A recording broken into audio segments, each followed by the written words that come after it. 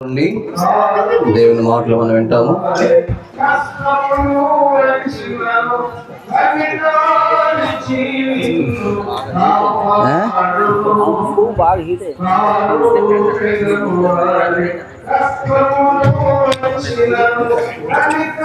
నాకున్నాయినా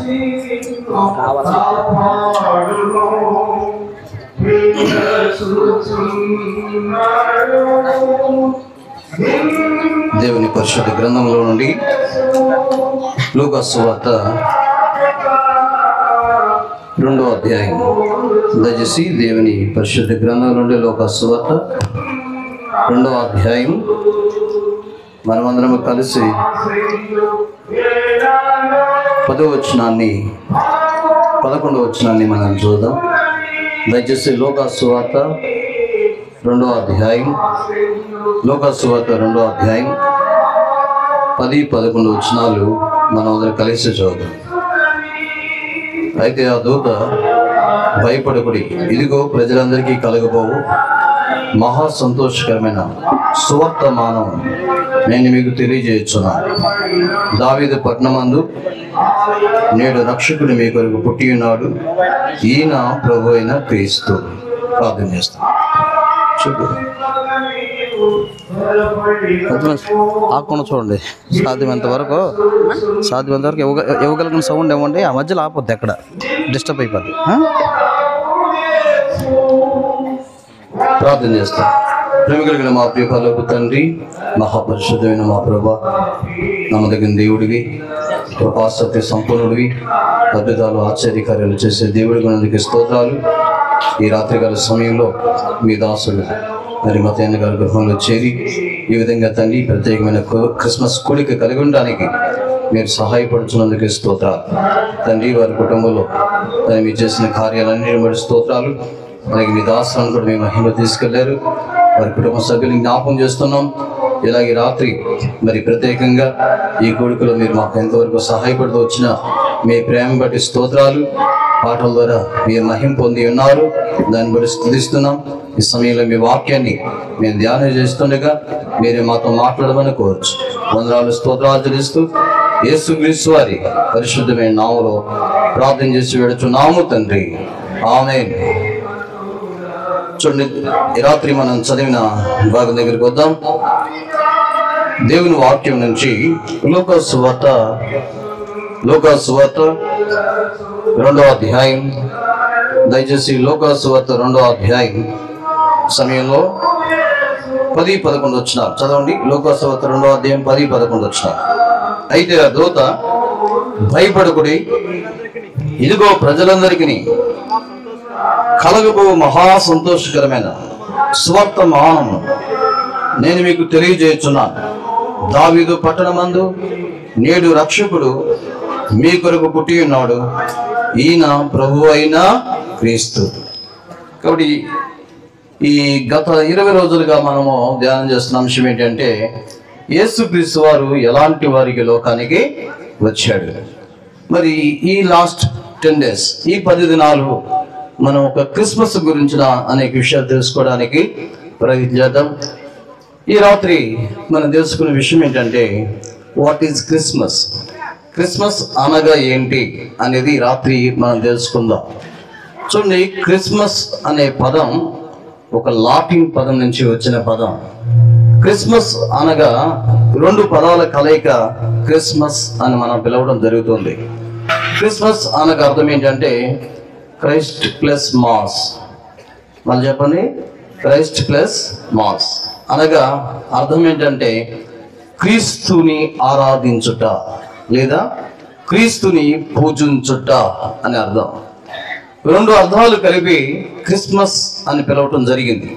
ప్రియులారా, ఈ భూమి మీద ఈ పండగ గురించి మనం ఆలోచన చేస్తే క్రిస్మస్ అనేది ఒక శుభకరమైన పండగ. ఏ పండగ చెప్పండి? శుభమైన పండగ. చూడండి, ఈ లోకంలో చాలా రకాల పండుగలు ఉన్నాయి. కొన్ని పండుగల గురించి మనం ఆలోచన చేస్తే ఆ పండుగల్లో మీకు తెలుసో లేదో కానీ తమిళనాడు ఏరియాలో కొన్ని పండుగలు ఉన్నాయి. ఆ పండుగ రోజు 2 బ్యాచ్లు ఒకరినొకరు కొట్టుకుంటారు కర్రలతో. తెలుసా నీకు? 2 టీములు విభజించబడి కర్రలతో డైరెక్ట్గా ఒకరినొకరు కొట్టుకుంటారు. ఆ పండుగలో చాలా మంది తలలు పగిలిపోతాయి, హాస్పిటల్లో వాళ్ళు జాయిన్ అవుతారు. ఇది ఒక రకమైన పండుగ. కొన్ని రకాల పండుగలో మరి ఈ యొక్క ఎద్దులతో పోరాటం చేసి గెలవటం అనేది చేస్తారు. దాంట్లో కూడా చాలా కీడు ఉన్నాయి. మన దినాల్లో జరుగుతున్న కొన్ని పండుగల్లో తెల్లారి పేపర్లో చూస్తే అగ్ని ప్రమాదం, ఇంతమంది చనిపోయారు, ఇంతమంది చనిపోయారు. కానీ ప్రపంచంలో ఒకే ఒక పండగ శుభం, సంతోషం ఇచ్చే పండగ. ఇది శుభకరమైన పండగ మాత్రమే కాదు. ఇది ఏ పండగ అంటే సంతోషకరమైన పండగ అన్నారు దీన్ని. క్రిస్మస్ అనగా శుభమైన పండగ మాత్రమే కాదు, క్రిస్మస్ అనగా ఇది ఒక సంతోషకరమైన పండగ. కాబట్టి క్రిస్మస్ అనగా ఇంకేంటి అంటే ఇది ఒక గొప్ప పండగ. ఏ పండుగ చెప్పండి? ప్రపంచంలో ఎన్ని దేశాలు ఉన్నాయండి? గ్రామాలు కాదు, ఎన్ని? 242 సరే, 240 దేశాల్లో 160 దేశాలకు పైగా, మళ్ళీ చెప్పనా, 240 దేశాలు, సుమారు 240 దేశాల్లో 140 దేశాలకు పైగా క్రిస్మస్ ని సెలబ్రేట్ చేసుకుంటున్నారు. ప్రపంచంలో ఇన్ని దేశాలుగా ఒక సంతోషకరమైన వాతావరణం ప్రపంచంలో ఏ పండగకి కూడా లేదు. 160 దేశాలు కంటే ఎక్కువ మంది యేసుక్రీస్తు వారి జన్మదినాన్ని సంతోషకరంగా ఒక పండగ వాతావరణంగా జరుపుకుంటున్నారు. కాబట్టి క్రిస్మస్ అనగా శుభమైన పండగ, క్రిస్మస్ అనగా సంతోషకరమైన పండగ, క్రిస్మస్ అనగా గొప్ప పండగ, క్రిస్మస్ అనగా అందరి పండగ. ఎవరి పండగ చెప్పండి? అందుకనే ఇక్కడ ఏం రాశాడు? లూకాసు సువార్త 2వ అధ్యాయం చూడండి. లూకాసు సువార్త 2వ అధ్యాయం 10వ వచనంలో ఈ మాట రాశాడు. ఏం రాశాడంటే, అయితే ఆ దూత భయపడుకుడి, ఇదిగో ప్రజలందరికీ కలగబోవు. ఎవరి పండుగ ఇది? నాట్ ఓన్లీ క్రిస్టియన్స్, కేవలం క్రైస్తవులది మాత్రమే కాదు.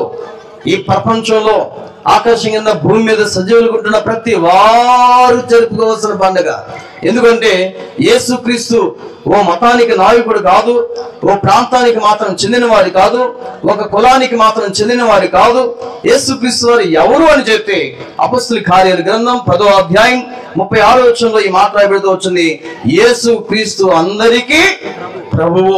కాబట్టి ప్రియులారా, ఈ పండుగ ఎవరి పండుగ అంటే అందరి పండుగ. ఇంకా మనం చూస్తే క్రిస్మస్ అనేది ఎటువంటి పండుగ అని మనం చూస్తే కనుక ప్రియులారా, బైబిల్ చెప్తున్న మాట ఏంటంటే ఇది ఒక స్తుతుల పండగ. ఏ పండుగ చెప్పండి? స్తుతుల పండగ. అందుకనే క్రైస్ట్ ప్లస్ మాస్ అనగా క్రీస్తుని ఆరాధించడం లేదా క్రీస్తుని పూజించడం అని అర్థం. కాబట్టి క్రీస్తుని గణపరచడం, క్రీస్తుని హెచ్చించడం, క్రీస్తుని పూజించడం అనేది నిజమైన క్రిస్మస్. ఇదనం చాలా మంది అసలు దేవుడు క్రిస్మస్ పండుగ మరి మన జీవితంలో ఎందుకు అనుమతించాడో అనేది చాలా మందికి అర్థం కాదు. చూడండి, క్రిస్మస్ ఒక ఆచారంగా మనం పాటిస్తే తప్పే. ఏదో కేవలం చాలా మందికి క్రిస్మస్ పండుగ దేనికి ఉంటుంది అంటే ఇంటికి చెప్పండి, ఒంటికి చెప్పండి, పంటికి. ఏం పేదరు గారు? ఇంటికి, తర్వాత ఒంటికి, తర్వాత పంటికి. ఇంటికంటే ఏంటి? ఈ పక్కన చూడండి, అంటే ఉదాహరణకు చెప్తున్నారు, రంగులు డెకరేషన్స్, స్టార్స్, లైట్స్, చాలా సంతోషం. అంటే అలా చేసుకోవడం తప్పని నేను అంటలే. చాలా మంది ఇంటిని చాలా సుందరంగా అలంకరించుకుంటారు. ప్రపంచంలో అనేకమైన స్థలాల్లో దేవుని మందిరాల్లో కూడా చక్కగా అలంకరిస్తారు. చాలా మంచిది, అలా చేయడం సంతోషమే. కొంతమందికి ఇంటికే మాత్రం కాదు, కొంతమందికి చెప్పండి ఒంటికి. ఎందుకంటే నాకు ఎదురయ్యాడు, ఏదైనా కొత్త బట్టలు ఇస్తామన్నా అంటే చాలా మంది క్రిస్మస్ దినాల్లో ఏ బట్టలు ఉంటాయి చెప్పండి? పాత బట్టలు ఉంటాయా? 192 చీరలు ఉన్నా సరే బీరువాలో, ఏమిటి బీరువాలో 192 చీరలు ఉన్నా సరే క్రిస్మస్ వస్తాం కానీ మళ్ళీ ఎక్కడికి? చందన బ్రదర్స్. ఈ మధ్య కొత్తగా విజయవాడలో స్టార్ట్ అయింది. నేను ఎందుకు మాట జ్ఞాపకం చేస్తాను అంటే, చాలా మందికి ఇంటికి పరిమితం అయిపోతుంది, చాలా మందికి ఒంటికి పరిమితం అయిపోతుంది, ఇంకొకటి చెప్పాను చాలా మందికి పంటికి. అందుకని సెమినరీ కాలంలో మేము ప్రతిసారి చేయాల చిన్న సందర్భం వచ్చిన సంఘం అంతటికి భోజనాలు పెడతాం. నాకు తెలిసి నేను 6 సంవత్సరాలు సెమినరీ కాలంలో ఉన్నాను, ఒక్కసారి కూడా చికెన్ పెడతామంటే మాకు తెలియదు. ఎప్పుడు మటన్ ఇంకా బెస్ట్గానే వెళ్తాం. కానీ ఒక్క క్రిస్మస్ రోజు వద్దని ఆపేస్తాం. ఎందుకంటే అందరు ఎవరింట్లో వాళ్ళు సెలబ్రేట్ చేసుకుంటారు. క్రిస్మస్ అంటాం కానీ పిండి వంటలు, పప్పలు, ఇంకేంటి రకరకాల, అంటే మనకి పేర్లు నాకు గుర్తులేదు, రకరకాల పిండి వంటలు, రకరకాల వంటలు, రకరకాల సంతోషకరమైన వాతావరణం మనం చూస్తాం. అయితే ప్రియులారా, అసలు క్రిస్మస్ పరమ ఉద్దేశం ఏంటి? ఈ లోకంలో క్రిస్మస్ జరుపుకోవడానికి మానవులుగా మన ఉద్దేశం ఏమై ఉండాలి అని చెప్తున్నాడంటే ప్రభు, క్రీస్తుని ఆరాధించటం. యేసు క్రీస్తు వారి జన్మదిన సందర్భంలో కనీసం 7 ఆయన ఆరాధించారు. ఏమని ఆరాధించారు? ఈ రాత్రి మనం జ్ఞాపకం చేసుకుని ఈ రాత్రి కూడికను మనం ముగిస్తాం. సో మొట్టమొదటి ఆరాధన దగ్గరికి మనం వెళ్దాం. చూడండి, క్రిస్మస్ దినాల్లో ఆయన ఆరాధించిన వ్యక్తులు ఎవరు? మత్తయి సువార్త దయచేసి 2వ అధ్యాయం, దేవుని పరిశుద్ధ గ్రంథం, మాథ్యూ గాస్పెల్ చాప్టర్ 2 వర్స్ 10. చూడండి, మత్తయి సువార్త, వారు ఆ నక్షత్రమును చూచి అత్యానంద భరితులై ఇంటిలోనికి వచ్చి తల్లి అయిన మరియను ఆ శిశువును చూచి సాగిలపడి ఆయనను పూజించి తమ పెట్టెలు విప్పి బంగారమును, సాంబ్రాన్ని, బోలమును కానుకలు ఆయనకు సమర్పించిరి. కాబట్టి క్రిస్మస్ అనగా క్రీస్తును ఆరాధించడం, క్రిస్మస్ అనగా క్రీస్తుని పూజించడం, క్రిస్మస్ అనగా ఆరాధించడం, స్తుతుల పండుగ. కాబట్టి ఎవరు మొట్టమొదట ఆయన ఆరాధించినట్లు మనం చూస్తున్నాం ఈ భాగంలో అంటే ఎవరు చెప్పండి? జ్ఞానులు. చెప్పండి, ఎవరు? జ్ఞానులు. చూడండి, జ్ఞానులే ఆరాధిస్తారంటే ఇది సామాన్యమైన పండుగ కానే కాదు. చూడమ్మా, ఆయన దగ్గర ఆ బిడ్డను తీసుకోండి, ఆయన ఇతరులకు అభ్యంతరం, ఆయన అభ్యంతరం. చూడమ్మా, తల్లిదండ్రులు ఉంటే తీసుకెళ్ళిపోండి. చూడండి, మన జ్ఞాపకం చేసుకుంటే యేసుక్రీస్తు వారు జన్మించినప్పుడు తూర్పు దేశం నుంచి ఎవరు వచ్చారు? జ్ఞానులు. వీళ్ళు వస్తారని ముందే ప్రవక్తలు రాస్తూ వచ్చారు. యెషయా గ్రంథం దయచేసి 60వ అధ్యాయం దగ్గరికి మనం వద్దాం. Book of Isaiah chapter 60. యెషయా గ్రంథం దయచేసి 60వ అధ్యాయం దయచేసి 6వ వచనాన్ని మనం చూద్దాం. చదవండి. ఆ ఒంటెల సమూహము మిద్యాను యైఫాల లేత ఒంటెలను నీ దేశం మీద వ్యాపించును. వారందరూ షేబా నుండి వచ్చేదారు, బంగారము, ధూపద్రవ్యమును తీసుకుని వచ్చేదారు, యెహోవా స్తోత్రమును ప్రచురించేదారు. అంటే వాళ్ళు రాక మునిపే, సుమారు 750 సంవత్సరాలకు మునిపే షాబా నుంచి, తూర్పు నుంచి జ్ఞానులు వస్తారని. అందుకని చాలా మంది ఈ దినాల్లో తూర్పు దేశపు జ్ఞానులు ఎవరు వచ్చారు, ఎంతమంది వచ్చారు అనే ప్రశ్నకి మనం ఏమనుకుంటామంటే సాంబ్రాన్ని తీసుకొచ్చారు, బంగారం తీసుకొచ్చారు, తర్వాత బోలం తీసుకొచ్చారు కాబట్టి ముగ్గురే వచ్చారు అనుకుంటాం. కానీ నిజానికి తూర్పు దేశం నుంచి వచ్చిన జ్ఞానులు ఎవరంటే ఆ ప్రాంతానికి అధిపతులు, అంటే రాజులు. చరిత్ర ఏం చెప్తుంది అంటే వాళ్ళు కేవలం జ్ఞానులు మాత్రమే కాదు, ఆ ప్రాంతాన్ని పరిపాలిస్తున్న రాజులు. అందుకని కొంత సమూహం. కాబట్టి ఆ దినం వచ్చింది కేవలం ముగ్గురు మాత్రమే కాదు. ఎందుకంటే బైబిల్లో నీకు ఎలాంటి ఆధారం మత్తయి సువార్త, మార్కు సువార్త, లూకా సువార్త, యోహాను సువార్త, ఏ సువార్తలు కూడా లేదు. కానీ ఆయన సమూహముగా వచ్చారని చెప్పడానికి ఒక ప్రవచనం ఉంది. యెషయా గ్రంథం 60వ అధ్యాయం 6వ వచనం మనం చూస్తే ఒక సమూహముగా వచ్చినట్లు మనం చూస్తున్నాం. కానీ ప్రియులారా, యేసుక్రీస్తు ప్రభువుని చూసినప్పుడు వారు పూజించారు, సాగిలపడ్డారు అనే మాట మనం చూస్తాం. మత్తయి సువార్త 2వ అధ్యాయంలో దయచేసి 10వ వచనం మనం చూసిన మాట ఏంటంటే, వారు ఆ నక్షత్రమును చూచి అత్యానంద భరితులై ఇంటిలోనికి వచ్చి తల్లి అయిన మరియను ఆ శిశువును చూచి సాగిలపడి ఆయనను పూజించి. సో ఎందుకు తూర్పు దేశం నుంచి వచ్చి జ్ఞానులు ఆయన ఆరాధిస్తున్నారు అంటే వాళ్ళకి ఏమని యేసుక్రీస్తు వారు అర్థమయ్యారు అంటే ఇప్పుడు మత్తయి సువార్త 2వ అధ్యాయం దగ్గరికి మనం వద్దాం. చూడండి, దేవుని పరిశుద్ధ గ్రంథంలో నుండి మత్తయి సువార్త 2వ అధ్యాయం 1వ వచనాన్ని మనం చూద్దాం. చదవండి.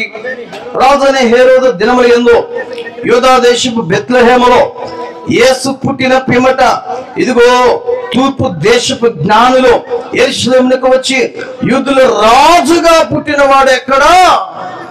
కాబట్టి యూదులు రాజుగా పుట్టినవాడు ఎక్కడ ఉన్నాడు? కాబట్టి తూర్పు దేశం నుంచి వచ్చిన ఆ సమూహమైన జ్ఞానులు ఆరాధించడానికి కారణం ఏంటి అంటే 2000 సంవత్సరాల క్రితం ఈ లోకానికి వచ్చిన వ్యక్తి, పుట్టిన వ్యక్తి, తల్లి అయిన మరియ గర్భంలో శిశువుగా ఈ లోకానికి వచ్చిన వ్యక్తి మరెవరో కాదు, ఆయన రాజులకే రాజు. ఆయన రాజు అనే సత్యాన్ని వారు గ్రహించారు.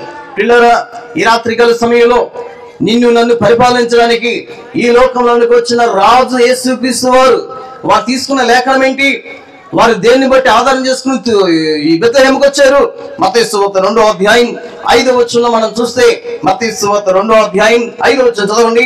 అందుకు వారు, యోదయ బెత్లెహేములోని ఏలయనగా యోదా దేశపు బెత్లెహేమా, నీవు యోదా ప్రధానంలో ఎంత మాత్రమును అల్పమైన దానివి కావు, ఇశ్రాయేలును నా ప్రజలను పరిపాలించు అధిపతి రాజు.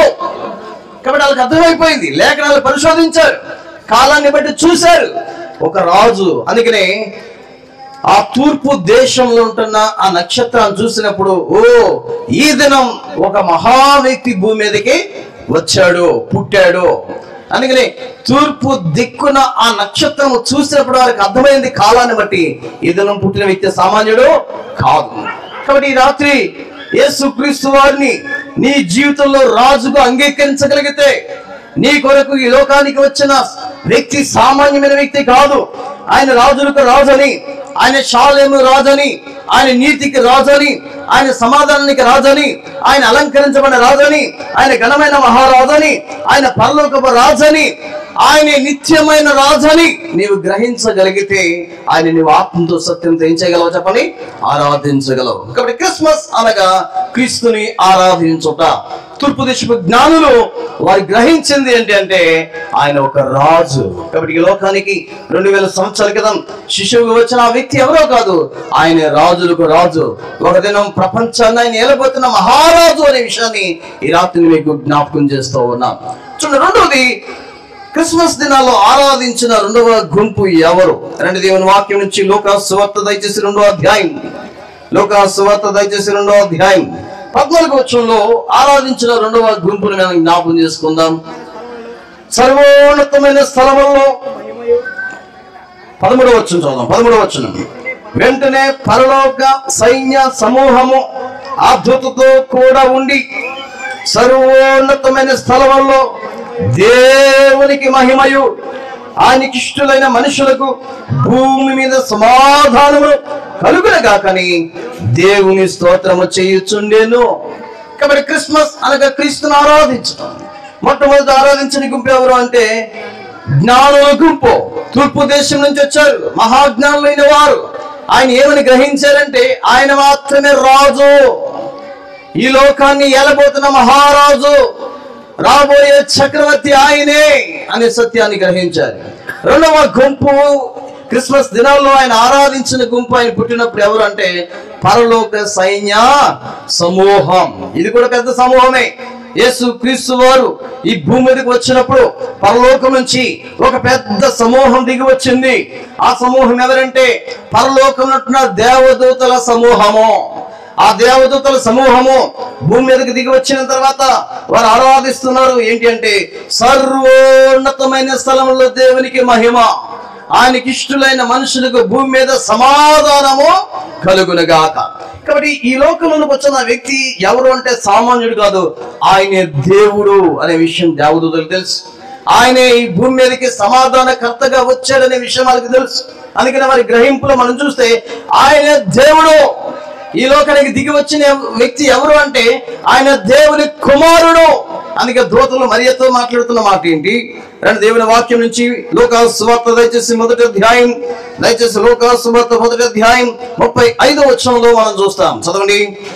దూత పరిశుద్ధాత్మని మీదకి వచ్చును, సర్వోన్నత శక్తి నిన్ను కమ్ముకొను గనుక పుట్టబో శిశువు పరిశుద్ధుడై దేవుని కుమారుడు. కాబట్టి ప్రియులారా, ఈ లోకంలోనికి వచ్చిన వ్యక్తి ఎవరో కాదు, ఆయనే సాక్షాత్తు దేవుడు.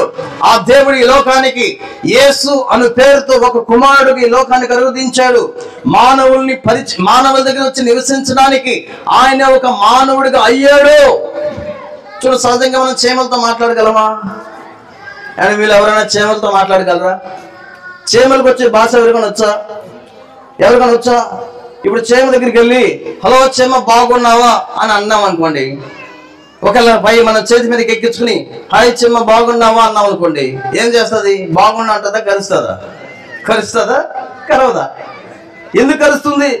నువ్వు దాన్ని పలకరిస్తున్నావు, దాని యోగక్షేమాలు కోరుతున్నావు, దాన్ని మంచి చేయాలనుకుంటున్నావు, కానీ నీ భాష దానికి అర్థం కాదు, దాని భాష మనకు అర్థము కాదు.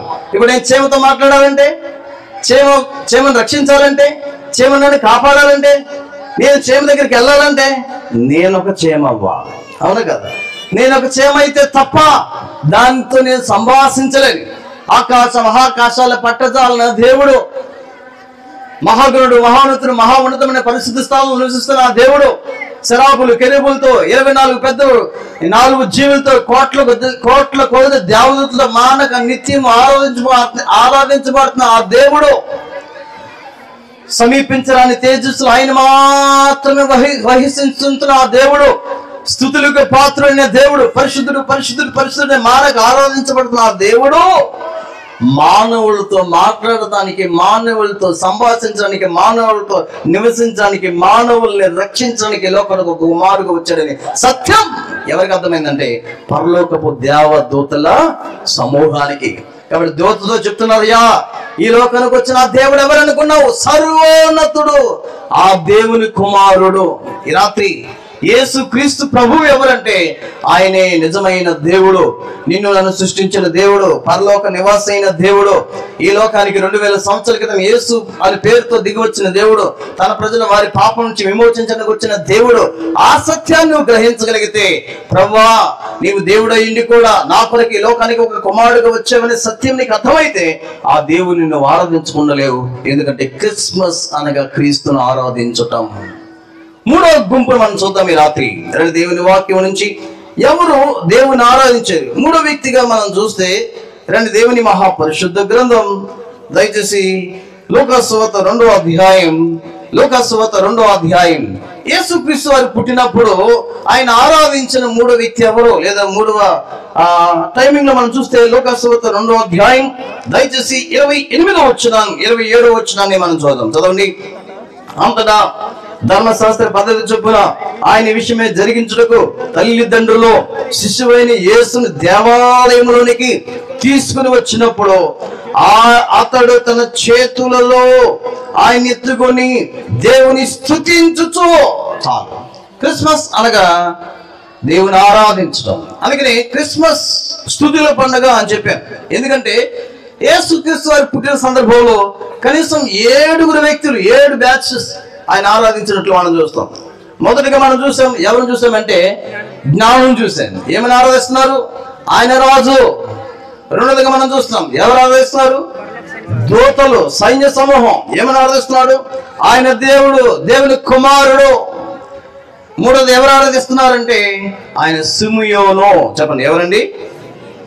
ఈ భాగంలో మనం చూస్తే తర్వాత మీరు లూకాసు వార్త 2వ అధ్యాయం 25వ వచనంలో మీరు చూస్తే యెరూషలేము నందు సిమియోను ఒక మనుషుడు ఉండేను. ఆయన ఆరాధిస్తున్నాడు. ఏమని ఆరాధిస్తున్నాడు అంటే తన చేతుల్లో ఆయన ఎత్తుకుని స్తుతించుచు ఇట్లా, నాదా ఇప్పుడు నీ మాట చొప్పున సమాధానంతో నీ దాసుని పోనిచ్చుచున్నావు, అన్ని జనులకు నిన్ను బయలుపరచుటకు వెలుగుగాను. చాలు. కాబట్టి సిమియోను ఆరాధన యేసు ఎవరు అనే గ్రహింపు తన జీవితంలో ఉంది. ఎవరు అంటే ఆయన సామాన్యుడు కాదు. ఆయన ఈ లోకానికి వచ్చిన నిజమైన వెలుగు. కాబట్టి రాత్రి ప్రియులారా, 2000 సంవత్సరాల క్రితం ఈ లోకానికి దిగి వచ్చిన యేసుక్రీస్తు వారు ఎవరు అంటే ఆయనే వెలుగు. బైబిల్ చెప్పింది యోహాను సువార్త 1వ అధ్యాయం 9వ వచనంలో నిజమైన వెలుగు యేసుక్రీస్తు వారు. యోహాను రాసిన మొదటి పత్రిక 2వ అధ్యాయం 8వ వచనంలో సత్యమైన వెలుగు యేసుక్రీస్తు వారు. యోహాను సువార్త 8వ అధ్యాయం 12వ వచనంలో జీవమైన వెలుగు యేసుక్రీస్తు ప్రభువారు. పేతురు రాసిన మొదటి పత్రిక 2వ అధ్యాయం 9వ వచనంలో ఆశ్చర్యమైన వెలుగు యేసుక్రీస్తు వారు. ఆయనే నిజమైన వెలుగు. చీకట్లో కూర్చున్న ప్రజలను, చీకట్లో నడుచుచున్న ప్రజలను, చీకట్లో బ్రతుకుచున్న ప్రజలను, చీకట్లో పాపాంధకారంలో జీవించిన ప్రతి మానవుని వెలిగించడానికి 2000 సంవత్సరాల క్రితం ఈ లోకానికి దిగవచ్చిన దేవుడు యేసుక్రీస్తు ప్రభువారు. ఈ రాత్రి ఆ వెలుగు నువ్వు గ్రహించగలిగితే, అందుకే చూడండి, ప్రతి ఇంటి మీద మనం ఎందుకు స్టార్ పెడుతున్నామంటే ఆయన ఈ లోకానికి వెలుగుగా వచ్చాడనే సింబాలిక్ లాంగ్వేజే ఈ స్టార్. ఏమండి, నక్షత్రం అనేది ఏం చూపిస్తుంది? ఈ లోకానికి చీకట్లో జీవిస్తున్న మానవుల్ని రక్షించడానికి యేసుక్రీస్తు వెలుగుగా వచ్చాడనే ఒక సూచన. అది ముందుగానే ప్రవచనాల్లో ఉంది. సంఖ్యాకాండం దయచేసి 24వ అధ్యాయం, నెంబర్స్ చాప్టర్ 24 చూడండి, 24వ అధ్యాయం, సంఖ్యాకాండం 24వ అధ్యాయం. ఇది కూడా ఒక ప్రవచనమే. 17వ వచనం మనం చూస్తాం, చదవండి. ఆయనను చూచుచున్నాను గాని ప్రస్తుతం ఉన్నట్టు కాదు, ఆయన్ని చూచుచున్నాను గాని సమీపం ఉన్నట్టు కాదు. నక్షత్రము యాకోబులో. ఎవరండి ఆయన? ఆయన నక్షత్రం. ఆయన తానే స్వయంగా చెప్పిన మాట ఏంటి అనుకున్నారు? ప్రకటన గ్రంథం దయచేసి 22వ అధ్యాయం, రెవల్యూషన్ చాప్టర్ 22 verse 16. ప్రకటన గ్రంథం 22వ అధ్యాయం 16వ వచనం చదవండి. సంఘముల కోసం ఈ సంగతులను గూర్చి మీకు సాక్ష్యం ఇచ్చుటకు యేసు అను నేను నా దూతను పంపి ఉన్నాను. నేను దావీదు వేరు చిగురును, సంతానమును, ప్రకాశమానమైన వేకువ చుక్క. కాబట్టి ఈ లోకానికి వచ్చిన నక్షత్రం, ఆ వెలుగు ఎవరు అంటే అది యేసుక్రీస్తు వారు. 2000 సంవత్సరాల క్రితం ఈ లోకానికి వచ్చినప్పుడు సిమియోను అనే ఒక వ్యక్తి యెరూషలేములో ఉంటూ ఆయన మహా వెలుగుగా అన్ని జనులు దేవునికి దూరం అయిపోయి ఉన్నప్పుడు, పాపాన్ని బట్టి వారి నిత్యాసనకి వెళ్ళిపోతున్నప్పుడు, ప్రతి మానవుని వెలిగించడానికి, పాపాంధకారంలో జీవిస్తున్న ప్రతి వ్యక్తిని కూడా వెలిగించడానికి లోకానికి వచ్చిన నిజమైన వెలుగు అనే సత్యము గ్రహించిన వ్యక్తి ఎవరు అంటే సిమియోను. ఆ గ్రహింపు ఈ రాత్రి మనకుంటే ఆ దేవుని మనం ఆరాధించకుండా ఉండలేము. ఎందుకంటే క్రిస్మస్ అంటే క్రీస్తును ఆరాధించటం. ఆయన రాజు, అందుకు ఆయన ఆరాధించాలి. ఆయన దేవుడు, అందుకు ఆయన ఆరాధించాలి. ఆయన మనం చూస్తున్న ఏమైనా ఆయన ఒక వెలుగు, అందుకు ఆయన ఆరాధించాలి. ఇప్పుడు జక్కరియా ఆయన ఆరాధించాడని ఆ మాట మనం జ్ఞాపకం చేసుకుందాం. 4వదిగా చూడండి దయచేసి దేవుని పరిశుద్ధ గ్రంథం లూకాసు సువార్త 1వ అధ్యాయం, లూకాసు సువార్త 1వ అధ్యాయం దయచేసి 67, 68 వచనాలు మనం చదువుదాం. చదవండి. మరియు అతని తండ్రి జకరియా పరిశుద్ధాత్మ పూర్ణుడై ఎట్లా ప్రవచించాను, ప్రభువైన ఇశ్రాయేలు దేవుడు స్తుతింపబడును గాక. ఆయన తన ప్రజలకు దర్శనమిచ్చి వారికి విమోచనం కలుగు చేశాను. తన సేవకుడైన దావీదు వంశమునందు మన కొరకు రక్షణ శృంగము. చాలు. ఇప్పుడు జకరియా యేసుక్రీస్తు వారి జన్మదినాన ఆ సందర్భాల్లో ఆయన ఆరాధిస్తున్నాడు, ఆయన కనబరుస్తున్నాడు, ప్రభుని స్తుతిస్తున్నాడు, ఇశ్రాయేలు దేవుని ఆరాధిస్తున్నాడు. కారణం ఏంటి? ఎందుకు జకరియా దేవుని ఆరాధిస్తున్నాడంటే బైబిల్ చెప్తా ఉంది ఆయన రక్షణ శృంగము. శృంగము అనే వాటికి అర్థం ఏంటి అంటే కొమ్ము అని అర్థం. ఏమర్థం చెప్పండి? కొమ్ము అని అర్థం. చూడండి, యేసుక్రీస్తు వారు రక్షణ శృంగము అన్నారు. రక్షణ శృంగము అంటే రక్షణ కొమ్ము. కొమ్ము అనే మాటకి అర్థం ఏంటి అంటే బలమైనది, బలమైనది. అయితే మనకి మొదటి సమూయేలు గ్రంథం 2వ అధ్యాయం 1వ వచనంలో చూడండి, మొదటి సమూయేలు గ్రంథం దయచేసి 2వ అధ్యాయం 1వ వచనంలో చూడండి ఏమి రాయబడుతూ వచ్చిందంటే, మరియు హన్నా విజ్ఞాపన చేసి ఇలాగనగా, నా హృదయం యెహోవా యందు సంతోషించుచున్నది, యెహోవా యందు నాకు మహాబలము కలిగిన. బలము అనే మాట తెలుగులో ఇలా రాశాడు, కానీ వ్యాఖ్యాన బైబిల్లో యెహోవా యందు నాకు కొమ్ము అని రాసే.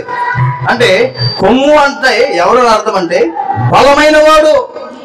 కాబట్టి ఈ లోకానికి దిగవచ్చిన దేవుడు ఎవరంటే బలవంతుడు. అందుకని యెషయా గ్రంథం దయచేసి 9వ అధ్యాయం, బుక్ ఆఫ్ ఐజియా చాప్టర్ 9, యెషయా గ్రంథం 9వ అధ్యాయం 6వ వచనంలో రాయబడిన మాట ఏంటి? చదవండి.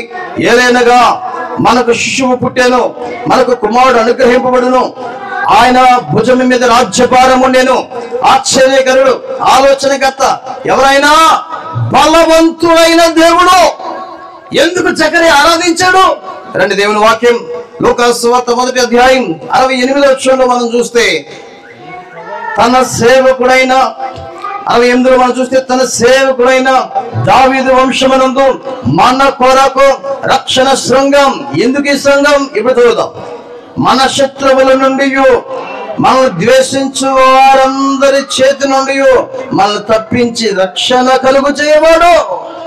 సాతాను అనే శత్రువు చేతిలో ఉండగా, సాతాను చేతుల నుండి మనల్ని విడిపించడానికి లోకానికి వచ్చిన బలమైన దేవుడే యేసుక్రీస్తు వారు అనే సత్యాన్ని జకరియా ఆరాధిస్తున్నాడు, కనపరుస్తున్నాడు.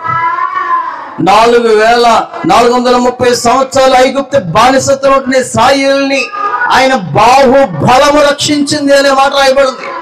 దేవుని బలమైన కార్యాలు మన జీవితంలో ఆయన చేయడానికే 2000 సంవత్సరాల క్రితం రక్షణ శృంగముగా వచ్చాడనే సత్యము ఎవరికి అర్థమైంది అంటే చెప్పండి, ఎవరికి అర్థమైంది?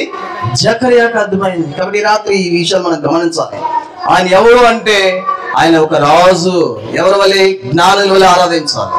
ఆయన ఎవరు అంటే ఆయన ఒక దేవుడు. ఎవరి వలె ఆరాధించాలి?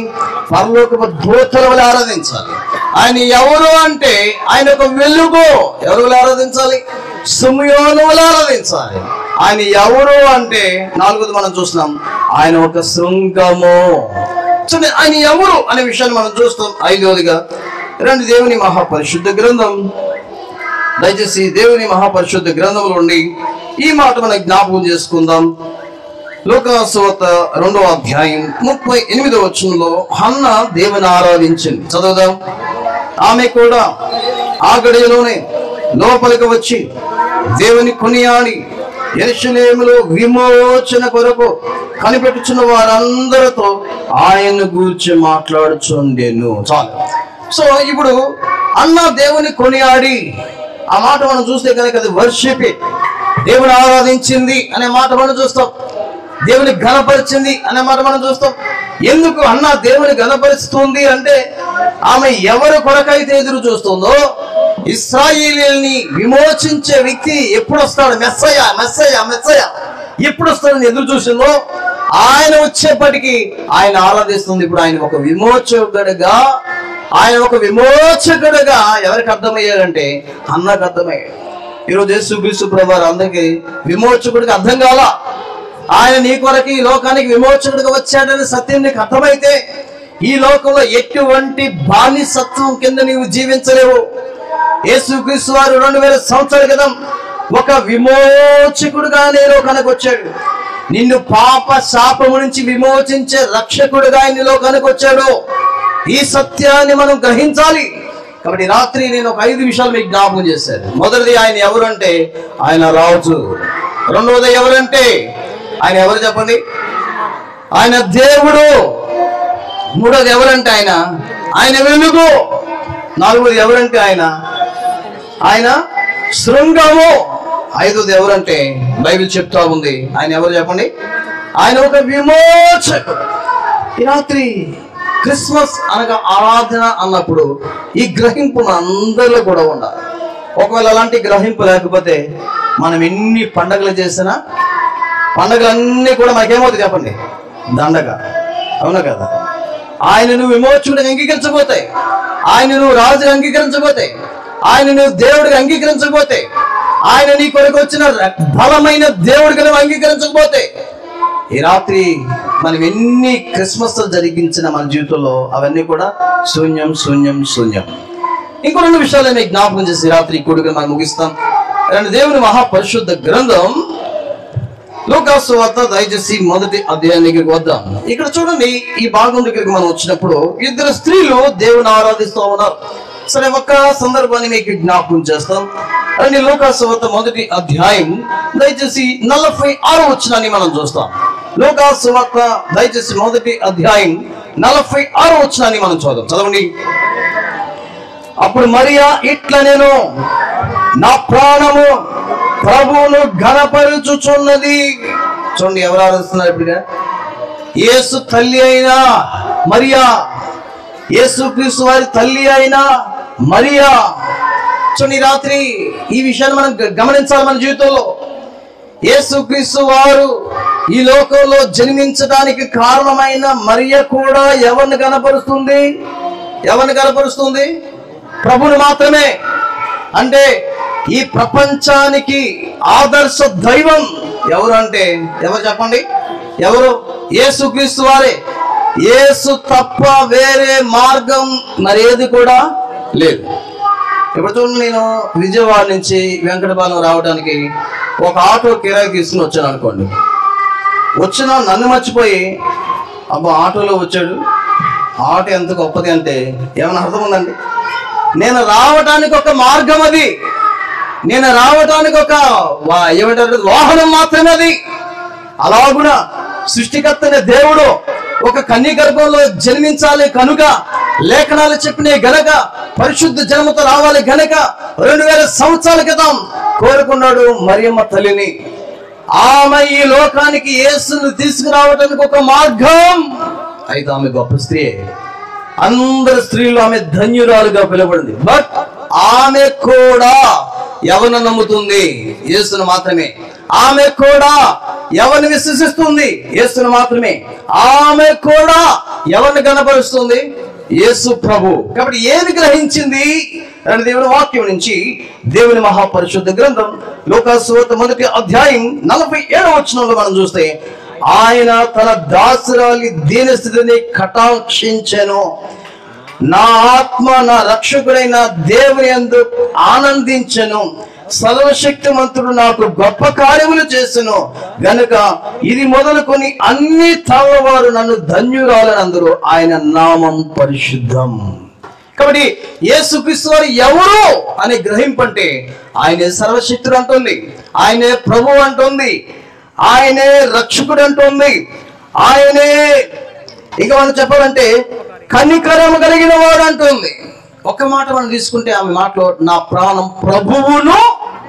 ఈ రాత్రి ఆ విషయాన్ని మనం గుర్తించాలి. ఈరోజు యేసుక్రీస్తు వారు ఎవరంటే ఆయన ఒక ప్రభువు, ఆయన ఒక అధికారం కలిగిన వాడు, ఈ సృష్టి మీద సర్వాధికారం కలిగిన వాడు. అందుకే సర్వోన్నతుని శక్తి నిన్ను కమ్ముకోను, సర్వశక్తిమంతుడు. యేసుక్రీస్తు వారు ఒక ప్రభువు అని గుర్తిస్తే గనక చూడు, చాలా మంది ఎలా ఉంటారంటే వాళ్ళ ఇంటి మీద ఒక గోడకు ఒక స్టిక్కర్ అందిస్తారు. ఏం తెలుసా? యేసుక్రీస్తు ఇంటికి, నిజం చెప్పండి, ఆ ఇంటికి ఎవరు అధిపతి? అమ్మగారే. ఎవరండి? ఇంటికి మాత్రం స్టిక్కర్కి మాత్రం ఏంటంటే యేసుక్రీస్తు ఇంటికి అధిపతి. ఏం కొనాలన్నా ఆయన్ని అడుగుతారు, అమ్మగారిని అడుగుతారు. కొంతమంది ఇంట్లో అమ్మగారు, కొంతమంది ఇంట్లో అయ్యగారులే, అది వేరే విషయం. యేసుక్రీస్తు స్టిక్కర్గా మాత్రమే. కానీ నీ జీవితంలో ప్రతి దానికి ఆయన అధికారం కిందకు నువ్వు రాగలిగితే, ఆయన ప్రభుత్వం కిందకు నువ్వు రాగలిగినావు. చూడండి, మనందరినీ ఏలబోతానికి ఆయన ఒక ప్రభువుగా రాబోతున్నాడు, మహాప్రభువుగా అనే విషయాన్ని రాత్రి మనం జ్ఞాపకం చేసుకోవాలి. ఆఖరికి మాట మనం జ్ఞాపకం చేసుకుందాం. 7వ గుంపు లేదా 7వ బ్యాచ్ ఎవరు ఆయన్ని గణపరుస్తున్నారు, ఏమని అనేది మనం చూస్తే, రెండు దేవుని మహాపరిశుద్ధ గ్రంథం దయచేసి లూకా సువార్త 2వ అధ్యాయం, లూకా సువార్త 2వ అధ్యాయం. ఈ సమయంలో ఈ మాట మనం జ్ఞాపకం చేసుకుందాం. 18వ వచనం నుంచి మనం చదువుదాం. చదవండి. గొర్రెల కాపరులు తమతో చెప్పిన సంగతులను గూర్చి విన్నవారందరూ మిక్కిలి ఆశ్చర్యపడిరి. అయితే మరియా ఆ మాటలు తన హృదయములో తలపోసుకొనుచు భద్రం చేసుకొనెను. అంతటా ఆ గొర్రెల కాపరులు తమతో చెప్పబడినట్టుగా తాము విన్న వాటిని కన్న వాటిని గూర్చి దేవుని మహిమపరచుచు స్తోత్రము చేయుచు తిరిగి వెళ్ళిరి. చాలు. ఆఖరి గుంపు ఎవరు అనుకున్నారు? ఎవరండి? ఎవరండి? ఎవరండి? గొర్రెల కాపరులు. చూడండి ఎంత ఆశ్చర్యం అంటే, మహాజ్ఞానులుగా పిలువబడిన వారు యేసయ్యను చూడటానికి పట్టిన కాలం ఎంత? ఎంతకాలం అని పట్టింది? జ్ఞానులకు పట్టిన కాలం ఎంత? జ్ఞానులకు పట్టిన కాలం ఎంత? 2 సంవత్సరాలు. 2 సంవత్సరాలు. మరి గొర్రెల కాపర్లకు పట్టిన కాలం ఎంత? గొర్రెల కాపర్లకు యేసును చూడటానికి పట్టిన టైం ఎంత? ఆ రాత్రే. ఆ రాత్రే. ఆ రాత్రే. యేసయ్య భౌతిక స్థితిగతులను చూసే వ్యక్తి కాదు. ఆయన అందరినీ ఒకవేళ మన స్థితిని బట్టి ఒకవేళ మనం కొంతమంది పక్కన పెట్టొచ్చేమో, కానీ యేసయ్యకి అందరూ సమానమే. ఇప్పుడు వారికి చెప్పిన సంగతులను బట్టి ఆరాధించారు. ఆ మాట చూసాం కదా, లూకాసు సువార్త 2వ అధ్యాయం దయచేసి 20వ వచనం మధ్య భాగంలో మనం చూస్తే, తాము విన్న వాటిని తాము కన్న వాటిని కూర్చి దేవుని మహిమపరచుచు స్తోత్రము. కాబట్టి క్రిస్మస్ ఆరాధన పండగ, స్తోత్రించే పండగ. 6 బ్యాచ్లు మనం చూసాం. మొట్టమొదటి ఆరాధించింది ఎవరు? జ్ఞానులు చూస్తున్నాం. రెండోదిగా మనం చూస్తున్న బ్యాచ్ లో ఎవరు ఆరాధించారు? పరలోక సైన్యం. మూడోదిగా ఎవరు? సుమియోను ఆరాధించాడు. నాలుగోదిగా ఎవరు? జకరియా ఆరాధించాడు. ఐదోదిగా ఎవరు? హన్నా ఆరాధించింది. ఆరోదిగా ఎవరు? మరియ తల్లి ఆరాధించింది. ఆఖరి ఏడోదిగా మనం చూస్తున్నాం, గొర్రెల కాపర్లు ఆ రాత్రే వారు ఆరాధించారు. ఏమని? వారు చూసింది, వారు విన్నది. ఏం చూశారు, ఏం విన్నారు? ఇప్పుడు మనం చూద్దాం. దేవుని మహాపరిశుద్ధ గ్రంథం లూకాసు సువార్త 2వ అధ్యాయం 10వ వచనం మనం చదివిన మాట చూద్దాం. చదవండి. అయితే అద్భుత భయపడకుడి, ఇదిగో ప్రజలందరికీ కలగబోవు మహా సంతోషకరమైన సువర్తమానమును నేను మీకు తెలియజేస్తున్నాను. దావీదు పట్టణమందు నేడు రక్షకుడు మీ కొరకు. ఈ లోకానికి ఎవరని గొర్రెల కాపుల అనుభవం అంటే ఆయన ఎవరంటే ఆయన రక్షకుడు. ఈ లోకానికి పుట్టిన వ్యక్తి రక్షకుడు. ఈ రాత్రి ఆగ్రహంకు మనకు రావాలి. ఒకవేళ యేసుక్రీస్తు వారు నీ జీవితంలో రక్షకుడుగా నువ్వు అంగీకరించకపోతే నీ జీవితంలో ఎన్ని క్రిస్మస్ పండుగలు జరిగినా వ్యర్థమే. నీ పాపాలు క్షమించడానికి, నీ పాపాలు కడుగు వేయటానికి, నీకు నాకు బదులుగా నీ పాపపు శిక్షను, నా పాప శిక్షను భరించడానికి 2000 సంవత్సరాల క్రితం పాపరహితుడిని యేసుక్రీస్తు వారు ఈ లోకానికి వచ్చి నీ యొక్క నా యొక్క పాపాలన్నింటినీ కొరకై ఆయన శిలువ మీద, కలవరి శిలువలో పవిత్రమైన రక్తాన్ని చిందించి, యేసు చిందించిన రక్తము ద్వారా నీ యొక్క నా యొక్క ప్రతి పాపాన్ని కడిగివేసే రక్షకుడు అని గ్రహిస్తే ఈ రాత్రి నిజంగా గొర్రెల కాపాడులో మనం ఆయన్ను ఆరాధిస్తాం. ఒకవేళ యేసయ్యను సొంత రక్షకుడు అంగీకరించకుండా, యేసుక్రీస్తు వారిని పాపుల రక్షకుడు అంగీకరించకుండా నీ జీవితంలో నా రక్షకుడు అని మరియ చెప్పినట్టు నువ్వు చెప్పలేకపోతే నీ జీవితంలో ప్రభుని నిజంగా ఆరాధించలేవు. అందుకే భక్తులు రాశారు, ఈ ప్రజలు కేవలం పెదవులతోనే నన్ను ఆరాధిస్తున్నారు కానీ వారి హృదయం నాకు దూరంగా ఉంది.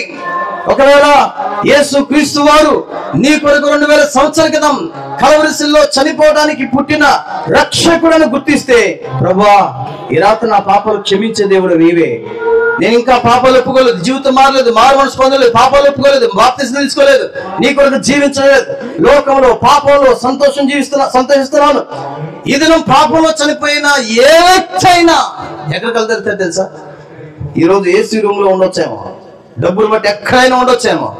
కన్ను మూసిన మరుక్షణం కాలిపోయే స్థలంలో మనం ఉండాలి. ధనవంతుడు లాజరు మనందరికీ తెలుసు. ముగించేస్తారు. ధనవంతుడు చాలా గొప్పవాడు. ఎక్కడ కనుమూసుంటాడు?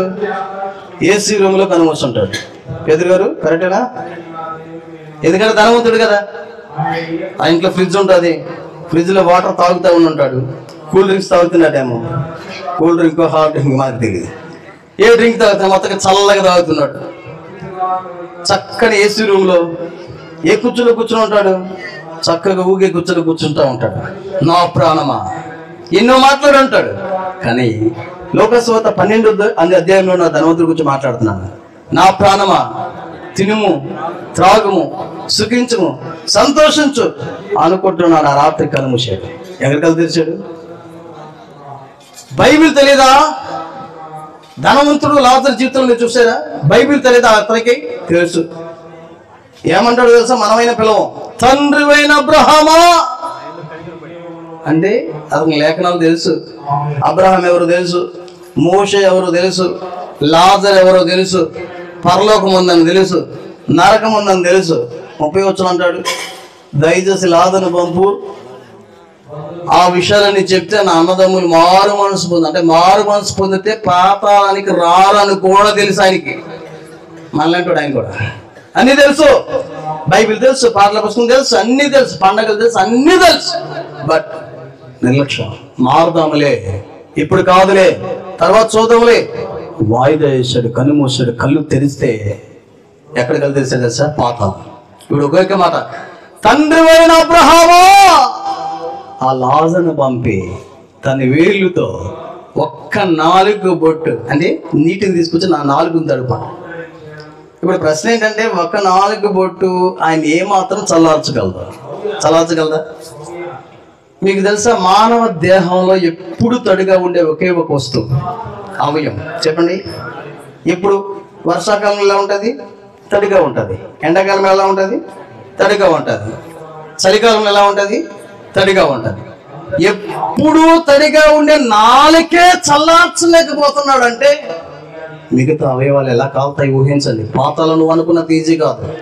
యేసుని రక్షకుడుగా అంగీకరించకుండా నిర్లక్ష్యంగా జీవించి కనుమూస్తే అగ్ని ఆన స్థలాన్ని ఎదుర్కోవాలి. కళ్ళు మూసుకొని ప్రార్థన చేస్తాం.